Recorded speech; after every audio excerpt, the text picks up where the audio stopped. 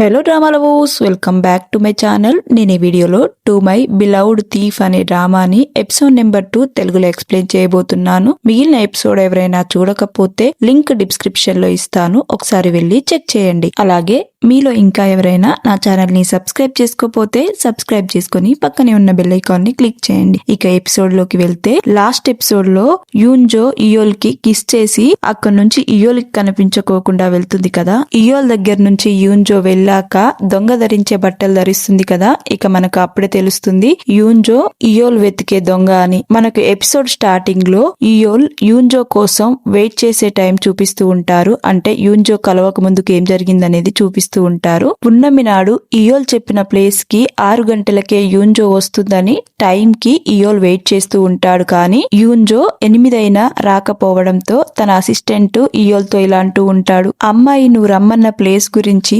మర్చిపోయిందేమో అని అంటూ ఉంటాడు. దానికి ఇయోల్ తన మొహాన్ని చూస్తే మర్చిపోయే అమ్మాయిలా అనిపించట్లేదు అని అంటుండటంతో మరి ఇప్పటిదాకా రావట్లేదంటే దానికి అర్థం ఏంటి అనగానే, సరే ఇక్కడ నుంచి వెళ్ళిపోదాం పదా అని ఇయోల్ కొంచెం ముందుకు నడిచి మళ్ళీ ఆగి, ఒకవేళ యూన్జోకి ఏదైనా ప్రమాదం జరిగి రాకపోయి ఉండొచ్చు కదా, వస్తుందేమో, ఇక్కడ ఇంకొద్దిసేపు వెయిట్ చేద్దామని చెప్పడంతో ఇయోల్ అసిస్టెంట్ నేను రెస్ట్ రూమ్ కి వెళ్లేసి వస్తాను అని చెప్పి అక్కడి నుంచి వెళ్తాడు. ఇక అదే టైంలో ఇయోల్ యూన్జోని కలిసినప్పుడు యూన్జో చెప్పిన మాటల్ని గుర్తుకు తెచ్చుకుంటాడనమాట. యూన్జో ఇయోల్ తో ఇలా అనడం చూపిస్తూ ఉంటారు, ఈ లోకం నాకు ఇవే ఇచ్చింది, కన్నీళ్లు, పేదరికం, దుఃఖం ఇవే నాకు దేవుడు ప్రసాదించాడని చెప్పిన మాటల్ని ఇయోల్ గుర్తుకు తెచ్చుకొని యూన్జో కోసం తెచ్చిన షూస్ ని అక్కడ పెడుతూ, నీ కష్టాల జీవితంలో నేనిచ్చే చిన్న గిఫ్ట్, ఇది నీకు ఉపయోగపడుతుంది, ఇదే నీకు నేను ఇవ్వాలనుకున్న ఆశీర్వాదం అని అనుకుంటూ ఉంటాడు. దీని తర్వాతనే యూన్జో ఇయోల్ దగ్గరికి వచ్చి కిస్ చేసి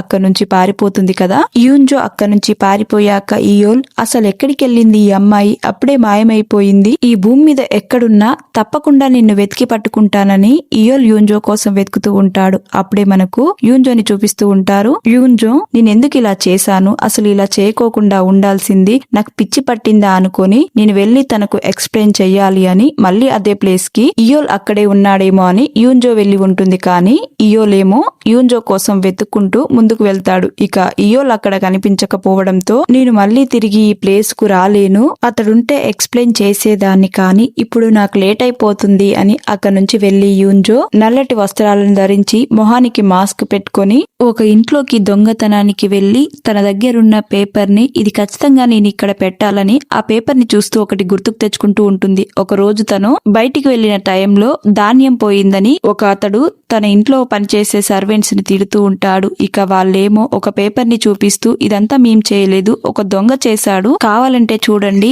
తన క్లూగా ఈ పేపర్ ని వదిలిపెట్టాడని ఆ సర్వెంట్స్ తన ఓనర్ కి చూపించడం చూసి యూన్జో నవ్వుకొని ఆ పేపర్ ని దొంగతనం చేసిన దగ్గర వదిలిపెట్టి వెళ్తుంది. ధాన్యం దొంగతనం చేసి ఇంట్లో నుంచి బయటికి వచ్చాక ఊర్లో దొంగ కోసం చాలా మంది కాపలా ఉండే అందులో ఒకరు యూన్జోని చూసి ఉంటారు. అతడు యూన్జోని చూసి ఎవరు నువ్వని తనని వెంబడించడంతో యూన్జో తొందరగా ఒక ఇంట్లోకి వెళ్లి డోర్ వేసుకుంటుంది. ఇక ఆ వ్యక్తి ఆ ఇంట్లో ఉన్న డోర్ దగ్గరికి వెళ్లి, ఎవరు నువ్వు, ఇటు సైడ్ రావడానికి నీకు పర్మిషన్ ఉందా, పర్మిషన్ కార్డు చూపించు అని ఆ డోర్ ముందు నించొని అడుగుతూ ఉంటాడు. ఇక డోర్ వెనకాల నుంచి యూన్జో తన బట్టల్ని మార్చుకొని అతడి సైడ్ వచ్చి ఉంటుంది. ఇక యూన్జోని చూసిన అతడు, యూన్జో నువ్వా, ఇటు సైడ్ గా ఒక నల్లటి బట్టలు ధరించుకొని వెళ్లిన వ్యక్తిని చూసావా అనడంతో, అలా నేనెవరిని చూడలేదు అని చెప్పడంతో దానికి అతడు, అవునా, ఊర్లో ఒక ముసుగు దొంగ తిరుగుతున్నాడు, అందరూ అతని గురించే కాపలా కాస్తున్నారని చెప్పడంతో అది విన్న యూన్జో, హా మీ సారు ఈ కేసు గురించి బానే ఇన్వెస్టిగేషన్ చేస్తున్నారని యూన్జో అతనితో అనడంతో,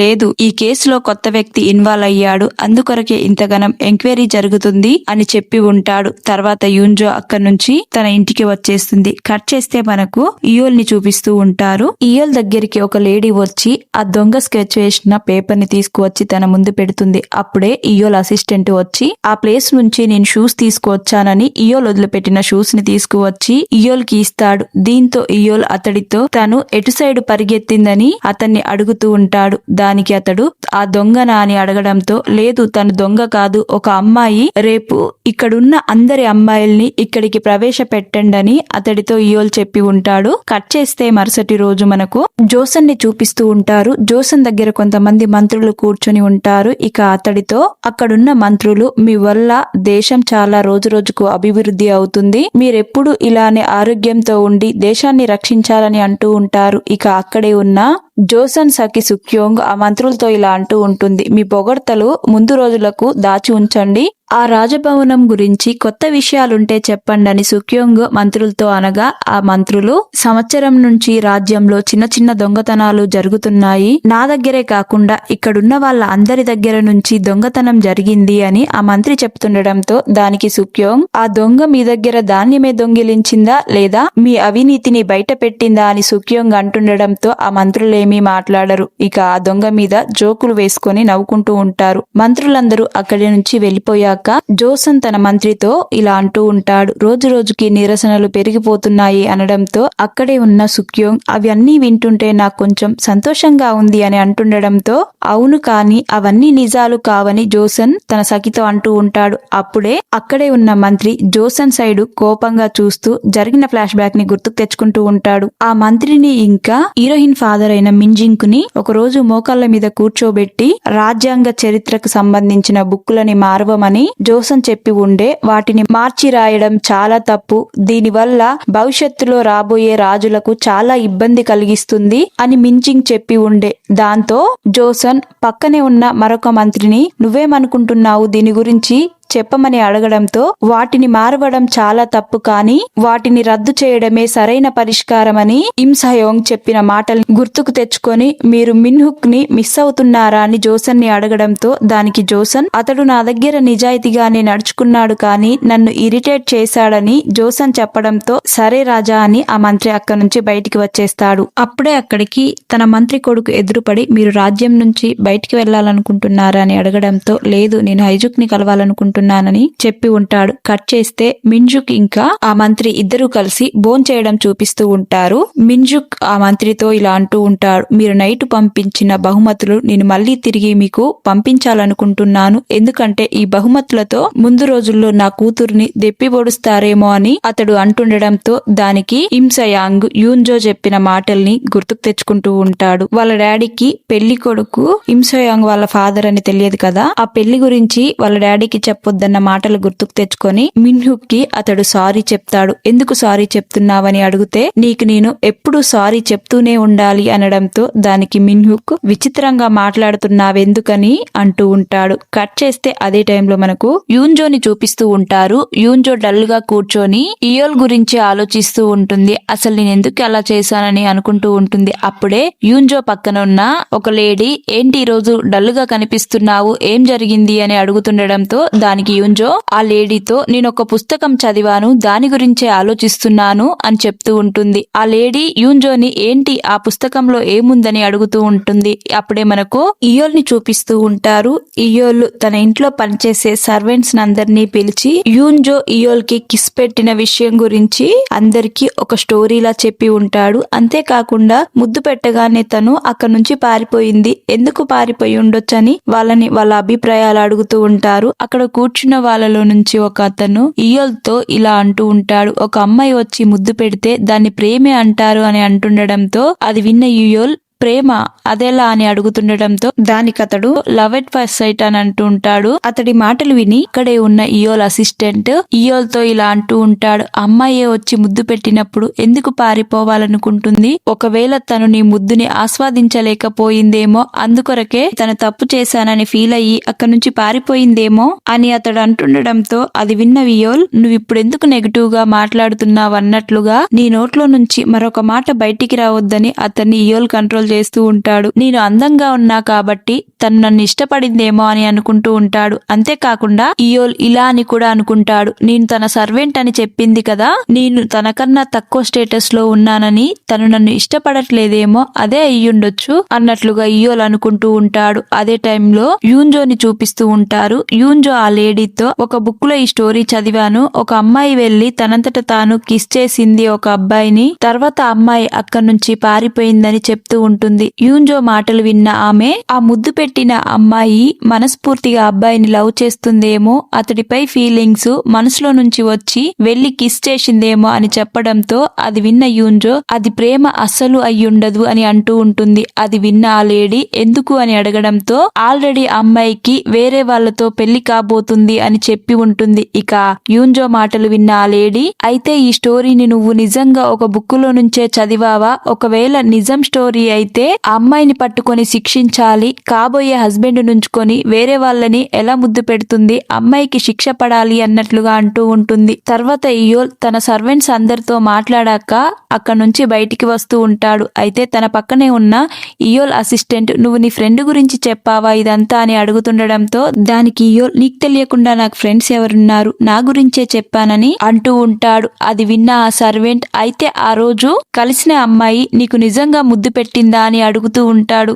దానికి ఇయోల్, నాకు ఒక పని ఉంది, ఇప్పుడు నేను వెళ్ళాలి అని అంటుండడంతో మరి ఇప్పుడు నేనేం చేయాలని అసిస్టెంట్ తనని అడుగుతూ ఉంటాడు. నీకు ఒక ముఖ్యమైన పని ఉందని ఇయోల్ యూన్జో స్కెచ్ వేసిన ఒక పేపర్ ని చూపించి ఇదే నీ ముఖ్యమైన పని అని ఆమెను ఎతకమని పంపిస్తాడు. అదే టైంలో ఇంజేయుని చూపిస్తూ ఉంటారు. ఇంజేయు పక్కన ఒక ఇద్దరు అబ్బాయిలు ఉండి బాణాలు వేసుకుంటూ పోటీ పెట్టుకుంటూ ఉంటారు. అందులో యూన్జో వాళ్ళ బ్రదర్ కూడా ఉండి ఉంటాడు. తనకు అస్సలు బాణాలు వేయడం రాకపోతే తన పక్కనే ఉన్న ఫ్రెండ్, మీ నాన్న ఒక సైన్యాధికారి అయ్యుండి నువ్వు సరిగ్గా బాణాలు వేయలేకపోతున్నావని అతడిని అంటుండడంతో దానికి అతడు, యూన్జో నాకన్నా బాణాలు బాగా వేస్తుంది, తను బొమ్మలతో కాకుండా చిన్నప్పటి నుంచి కత్తులతో ఆడుకునేదని యూన్జో గురించి గొప్పగా చెప్తుండడంతో తన ఫ్రెండ్ ఇలా అంటూ ఉంటాడు, అయితే మనం పోటీ పెట్టుకుందామా, పోటీలో గెలిస్తే అప్పుడు మాట్లాడదామని అంటుండడంతో అక్కడే ఉన్న ఇంజేయు ఇలా మాటలు విని, ఒక అమ్మాయికి అబ్బాయికి పోటీ జరిగితే చూడ్డానికి బానే ఉంటుందని అంటూ ఉంటాడు. అదే టైంలో మనకు ఇయోల్ ని చూపిస్తూ ఉంటారు. ఇయోలు దొంగ కేసు ఎంక్వైరీ గురించి ఆ కేసుని ఇన్వెస్టిగేషన్ చేసే వ్యక్తి దగ్గరికి వెళ్లి కలిసి ఆ దొంగ గురించి ఏమైనా తెలిసిందా అని అడుగుతూ ఉంటాడు. అప్పుడే నీతో పాటు డేచు రాలేదా అని ఆ వ్యక్తి ఇయోల్ ని అడుగుతుండడంతో డేచుకి ఒక ముఖ్యమైన పని అప్పగించానని చూపిస్తూ ఉంటారు. డేచు ఇయోల్ ఇచ్చిన పెయింటింగ్ ని తీసుకువెళ్లి ఒక మార్కెట్ లో ఈ అమ్మాయి మీకు ఎక్కడైనా కనిపించిందా, కనిపిస్తే డీటెయిల్స్ చెప్పండి అని అందరినీ అడుగుతూ ఉంటాడు. ఇక ఇయోలేమో ఆ కేసు గురించి ఇన్వెస్టిగేషన్ చేసి అతన్ని దొంగ గురించి అడుగుతూ ఉంటాడు. అప్పుడే వాళ్ళ దగ్గరికి ఒక వ్యక్తి వచ్చి నిన్న రాత్రి ఆ దొంగ ఆనవాళ్లు కనిపించాయని వాళ్లతో చెప్తూ ఉంటాడు. అంతేకాకుండా ఆ దొంగని నేను సరిగ్గా చూడలేకపోయాను, నాతో పాటు ఉన్న యూన్జో తనని చూసి ఉండవచ్చని యూన్జో గురించి ఇయోల్ కి చెప్తూ ఉంటాడు. ఇయోల్ యూన్జో ఎవరని అడుగుతుండడంతో దానికి ఆ వ్యక్తి ఇయోల్ తో తన ఒక వైద్యురాలు, ఇక్కడ జనాలు సరిగా లేకపోవడం వల్ల అందరికీ తనే వైద్యం చేస్తూ ఉంటుంది అని ఇయోల్ కి చెప్తూ ఉంటాడు. అయితే వెంటనే ఆమెని తీసుకురండి అని ఇయోల్ వాళ్ళకి చెప్తూ ఉంటాడు. అదే టైంలో యూన్జో వాళ్ళ బ్రదర్ వెళ్లి యూన్జోని కలిసి ఒక పందెం ఉంది, నువ్వు ఖచ్చితంగా ఆడాలి అని చెప్తూ ఉంటాడు. దానికి యూన్జో, నేనెందుకు ఆడాలి, నేను ఆడనని చెప్పడంతో మన ఆస్తులన్నీ జప్తు చేయబడ్డప్పుడు నాతో ఎవరూ మాట్లాడలేదు, నా ఫ్రెండ్సే నాకు అన్ని, నువ్వు ఖచ్చితంగా ఈ పందెంలో గెలవాలి లేదంటే వాళ్ళు నన్ను దూరం పెడతారు అన్నట్లుగా చెప్తూ ఉంటాడు. దానికి యూన్జో, నేను ఈ పోటీలో పాల్గొనాలంటే రాబోయే ఎగ్జామ్స్ లో నువ్వు పాస్ అయితా అని నాకు మాట ఇస్తే నేను ఈ పందానికి ఒప్పుకుంటానని యూన్జో అనడంతో దానికి తన బ్రదర్ ఓకే చెప్తాడు. దానికి యూన్జో పందెం ఆడడానికి ముందుకు వస్తుంది. ఇక అక్కడే ఉన్న ఇంజేయు ఇదంతా చూసి, మీ అక్క పందానికి ఒప్పుకోలే కదా, ఇప్పుడెందుకు ఒప్పుకుందని యూన్జో బ్రదర్ ని అడగడంతో దానికి అతడు, నేను నా లక్ష్యాన్ని చేరుకునే వరకు మీతో తిరక్కోకుండా పరీక్షకు ప్రిపేర్ అవ్వమని చెప్పింది, దానికి సరేనని చెప్పానని అనడంతో అది విన్న ఇంజేయు కోపం వచ్చి ఇంజేయు యూన్జో దగ్గరికి వచ్చి, నువ్వు నీ సోదరి దగ్గర మాట తీసుకున్నావు,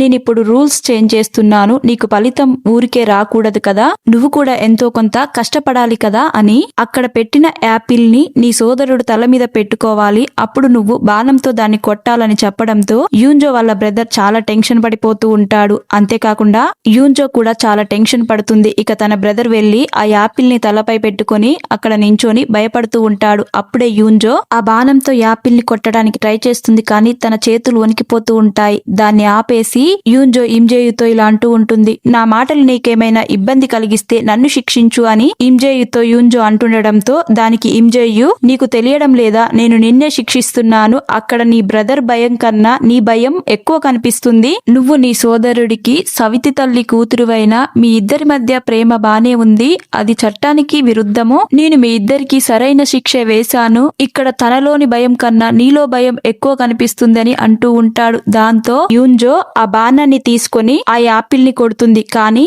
బాణం వెళ్లి యాపిల్ కి తలక్కోకుండా పక్కకు పడుతుంది. ఎందుకంటే స్ట్రైట్ గా ఉన్న యాపిల్ ని కాకుండా గాల్లో ఎగిరే ఒక పక్షిని కొట్టడంతో దాన్ని చూసిన ఇమ్జేయు తనతో పాటు ఉన్న తన ఫ్రెండ్ షాకింగ్ గా అలానే చూస్తూ ఉంటారు, తను అలా ఎలా కొట్టగలిగిందని. పోటీలో విన్ అయ్యి యూన్జో అక్కడి నుంచి వెళ్ళిపోయాక ఇమ్జేయు షాకింగ్ గా అలానే ఉండిపోతాడు. అప్పుడే తన పక్కనే ఉన్న తన ఫ్రెండ్, నీ గుండె రగిలిపోతున్నట్టు అనిపిస్తుంది, అయినా తను నీ ఫ్యామిలీనే కదా, నీకు సరైన వదిననే దొరికిందని అంటూ ఉంటాడు. ఏం మాట్లాడుతున్నావని ఇమ్జేయు అతన్ని అడగడంతో ఆమె నీ అన్నకు కాబోయే భార్య అని పుకార్లు ఉన్నాయి తెలుసా అని అంటూ ఉంటాడు. దానికి ఇది నిజమా అని ఇమ్జేయు అతడితో అంటూ ఉంటుంది. కట్ చేస్తే యూన్జో ఇంకా తన బ్రదర్ ఆ పందెం దగ్గర నుంచి బయటికి వచ్చాక అతడు ఇమ్సయాంగ్ కొడుకు నీకు కాబోయే మర్దని తన తమ్ముడు యూన్జోకి చెప్పడంతో అది విన్న యూన్జో, ఈ మాట నువ్వు నాకు ముందే ఎందుకు చెప్పలేదని మనసులో ఇలా అనుకుంటూ ఉంటుంది. అతడు నాకు మర్ది కాదు, వాళ్ళ తాతని పెళ్లి చేసుకుంటే మనవడవుతాడు తనని మనసులో అనుకుంటూ ఉంటుంది. అదే టైంలో అక్కడ కొంతమంది గుంపులుగా చేరి ఏదో విషయం గురించి మాట్లాడుకుంటూ ఉంటే వాళ్ళ తమ్ముడిని ఇంటికి పంపించేసి అక్కడికి వెళ్లి యూన్జో ఏం జరిగిందా అని చూస్తూ ఉంటుంది. అయితే ఆ దొంగ గురించి అరెస్టు వారెంట్ ఉందని పోస్టర్లు వేసి ఉంటారు. దాన్ని చూసిన యూన్జో కొంతకాలం నేను సైలెంట్ గా ఉండాలని అనుకుంటూ ఉంటుంది. కట్ చేస్తే ఇయోల్ దగ్గరికి రాజమాతని రావడం చూపిస్తూ ఉంటారు. తను రావడంతో అక్కడున్న వాళ్ళందరూ కిందికి వంగి అందరూ నమస్కారం చేస్తూ ఉంటారు. ఇక అక్కడున్న కాంగ్ యూన్ బుక్ రాజమాతని చూసి తొందరగా ఇయోల్ దగ్గరికి వెళ్లి నువ్వు వెంటనే ఇంటికి వెళ్ళాలి, రాజమాత వస్తుందని చెప్పడంతో అప్పుడే రాజమాత కాంగ్ యూన్ బుక్ దగ్గరికి వచ్చి, నువ్వేనా ఈ కేసు గురించి చూసుకునేది, నేను ఇంకోసారి ఈ పోలీస్ స్టేషన్ కి అడుగు పెడితే నిన్ను ఇక్కడ లేకుండా చేస్తాను అని వార్నింగ్ ఇచ్చినట్లుగా మాట్లాడుతూ ఉంటుంది. నువ్వు కొద్దిసేపు బయటికి వెళ్ళు, నేను మాట్లాడాలి అని అతన్ని బయటికి పంపించి ఇయోల్ తో మాట్లాడుతూ ఉంటుంది. నేను చూసిన పెళ్లి సంబంధాన్ని ఎందుకు రిజెక్ట్ చేశావని ఇయోల్ ని అడగడంతో దానికి ఇయోల్, నాకు అమ్మాయి అంత అట్రాక్టివ్ గా అనిపించలేదనడంతో దానికి రాజమాత, ఈ పోలీస్ స్టేషన్ ఏమీ నీ ఇల్లు కాదు, ఇక్కడేం చేస్తున్నావు నువ్వు అని ఇయోల్ ని అడుగుతుండడంతో దానికి ఇయోల్, నేను మహారాజు చెప్పిన పనిని పాటిస్తున్నానని అంటూ ఉంటాడు. దానికి రాజమాత ఇయోల్తో, ఇంకెన్ని రోజులు ఇలా కేర్లెస్ గా ఉంటావని అంటూ ఉంటుంది. అంతేకాకుండా నన్నెందుకు ఇలా నిరాశపరుస్తున్నావని బాధపడుతూ అక్కడి నుంచి వెళ్ళిపోతూ ఉంటుంది. తర్వాత ఇయోల్ కూడా బయటికి వెళ్లి కాంగ్ యూన్ బుక్ తో ఇలా అంటూ ఉంటాడు, తను నిన్నేమీ కావాలని అనలేదు, ఆ కోపం ఎవరి మీద చూపించాలో తెలియక నిన్ననేసింది, ఆ మాటలు నువ్వేమీ మనసులో పెట్టుకోకు, తన తరపు నుంచి నేను సారీ చెప్తున్నానని చెప్తూ ఉంటాడు. అంతేకాకుండా ఆ వైద్యురాలి కోసం ఇంకా వేచి ఉండలేము, మనమే తన దగ్గరికి వెళ్దాం పదా అని అంటూ ఉంటాడు. అదే టైంలో మనకు హేరిం బయటికి వెళ్లడం చూపిస్తూ ఉంటారు. అయితే చాలా మంది దొంగ గురించి మాట్లాడుకుంటూ ఉంటే హేరిం తను కూర్చున్న పల్లెకిలో నుంచి దిగి ఆ దొంగ గురించి అతికించిన పోస్టర్లని చూస్తూ, ఈ ముసుగు దొంగ ఇక్కడున్న ప్రజల మనసులందరినీ గెలుచుకుంది అని అంటూ ఉంటుంది. అంతేకాకుండా పక్కనే ఉన్న ఇయోల్ ఫోటోని చూసి ఇతడేనా తన గురించి వెతికేది, ఇతడెవరు అని అడుగుతూ ఉంటుంది. అప్పుడే హేరిం సర్వెంట్ తన దగ్గరికి వచ్చి మనకు టైం అయ్యింది, ఇక్కడ నుంచి వెళ్లాలని తనని తీసుకుని వెళ్తుంది. హేరిం వాళ్ళ అన్న ఒక హాస్పిటల్లో వైద్యం చేస్తూ ఉంటాడు. అయితే అతనికి భోజనం ఇచ్చి అక్కడి నుంచి వెళ్తూ ఉంటుంది.